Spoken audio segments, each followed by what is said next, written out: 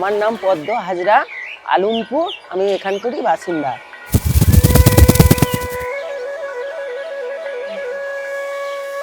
পুরোনো বাড়ি, এটা একটা রান্নাঘর চালা ছিল ভাঙা।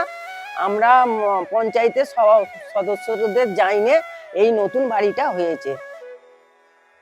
অসুবিধে বলতে গেলে জল পড়তো, অসুবিধে হতো, হেনি কাগজ দিয়ে ঢাকা পড়েছিল। আমরা ঘুমোতে পারতুম না, শুতে পারতুম না, বসেই রাত কাটানো হয়েছে। আগে অবস্থা খারাপ ছিল, এখন চেঞ্জ হয়ে গেছে।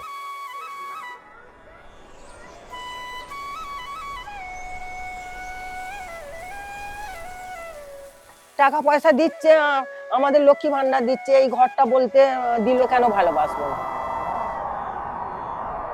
বাড়িটা তো দাঁড় করানো হয়েছে, মাথা গোঁজার ঠাঁই হয়েছে।